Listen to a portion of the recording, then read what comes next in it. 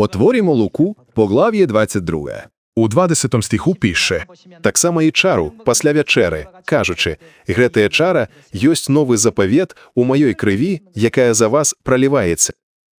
Ісус сказав: «Ви хоч і злые ведаєте, як давати добрые дары детям вашим, тим больш ваш небесний Батько дасть добрые дары своїм дітям».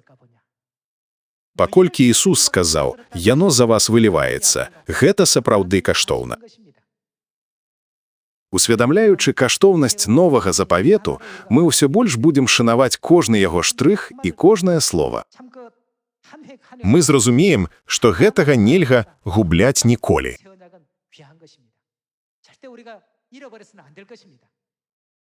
Поглядаймо Євреїма, поглав'я 9, стих 14.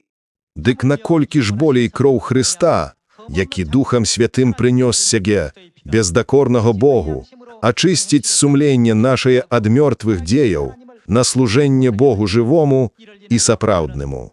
І таму, Кім стаў Христос? Бог, які найкаштоўнейшы, стаў заступнікам новага запавету. Ён ёсць заступнік новага запавета, каб у выніку смерці ягонай, якая была дзеля адкуплення ад злачынстваў, зробленых у першым запавеце, пакліканыя, Што? Вечнай спадчыны атрымалі абяцання. гэта значна больш каштоўнае і вялікае за ўсё ў гэтым свеце.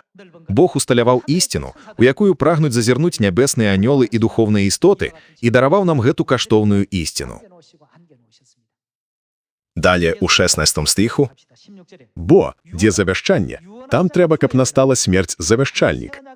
Такім чынам, што такое новы запавет? Гэта духовны запавет Ісуса, заключаны праз яго смерць. Неабходна даказаць смерць таго, хто склаў запавет. Бо завяшчанне мае сілы пасля памерлых. Яно не мае сілы, калі завяшчальнік жывы. Давайце зноў закарбуем усё гэта ў сэрцах і розумах, каб зразумець, чаму Ісус так жадаў адзначыць Пасху і чаму анёлы прагнуць зазірнуць у гэту ісціну. Таксама падумаем, чаму апостол Павал, які ўмеў глядзець у нябачны свет, запісаў: «Бачнае часовае, а нябачнае вечнае». Нават злыя людзі ведаюць, як даваць сваім дзецям добрыя дары. Чаму нябесны бацька і нябесная маці прыйшлі на гэту зямлю, што яны заснавалі, нават аддаўшы сваё жыццё? Гэта быў новы запавет. Яно ўтрымлівае абяцанне вечнай спадчыны, у гэтым яго каштоўнасць. Ніколі не будзем такія неразумныя, каб забыць ці страціць ісціну новага запавету. Што нам рабіць, пакуль мы бяспечна не ўвойдзем у вечнае царства Айца? Мы павінны трымацца гэтага да канца.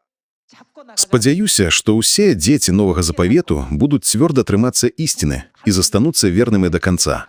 На гэтым я хацеў бы завяршыць казанне. Вялікі дзякуй.